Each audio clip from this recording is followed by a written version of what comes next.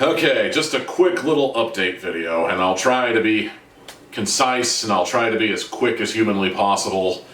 I'm not going to bore you to death with an 8-hour long video. I mean, what do I look like, Quentin Reviews? Okay, I'm just joking. Not really, but at the same time, 2022. Am I right, folks? 2022 has been hard on this channel in particular, because after a few good years of maintaining a decent schedule, I just kind of fell apart, and I disappeared somewhere around February for good, because despite the fact that I was putting out probably some of the most viewed content I'd put out ever, aside from maybe that review of the Left-Right game. I should really get back into audio drama reviews, huh?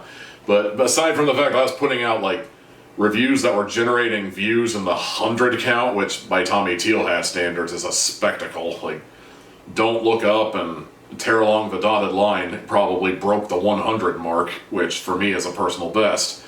So naturally, that would be the time I decide I need to take a break, right? Oh, I could not have timed that worse if I tried. But I just needed a break. I was feeling kind of burnt out, and despite the high view count, maybe it was kind of showing in some of my later reviews and later content throughout the tail end of 2021 and possibly 2022 and all that, but I just needed a break, and if not to recover from good old-fashioned YouTube burnout, then because I was also working on some other things. And if you were following me on Twitter at the time, you know what those things were, but then I deleted my Twitter because I am just sick and tired of Twitter. I hate Twitter. I don't know why we do this. I don't know why we get on Twitter, knowing full well that Twitter is the massive toxic waste dump it is, you know? Like, there are other options, and I'm not talking like hard right alternatives like Gab or Truth Social. I mean, like, there are alternatives like Facebook and Instagram, and there's probably a Mastodon instance out there somewhere that lets you show off your YouTube shit somewhere. I don't know. There's alternatives to Twitter, and a lot of them are more chill anymore, so I'm pretty much just done with Twitter. I mean, I might set up another Twitter account down the line, but I'm not looking forward to it because you guys, I never really got into any Twitter drama necessarily. I think the closest thing to Twitter drama I ever did was I accidentally might have agreed with something Ted Cruz said, if only because my blind ass did not know there was an image attached, and TalkBack does not tell you what the image is, so I had no idea that he was talking about some theater troupe out in somewhere doing a Princess Bride reenactment. I thought he was talking about the remake of Princess Bride, and I said to myself, holy shit, I can't believe I'm saying this. I might agree with something that Muppet-headed moron has to say. Is Muppet-headed politically incorrect? I don't. But turns out, no, he was talking about a theater troupe. I disagree with that entirely, and the guy who picked a fight with me over it, I'm glad we were able to eventually parse out that there was an image there that I didn't pick up because my screen reader on my phone didn't pick it up because it's an image. Screen readers don't generally pick up images unless you provide background text that the screen reader can pick up that describes the picture. Which reminds me, Twitter, more of you people need to use that feature.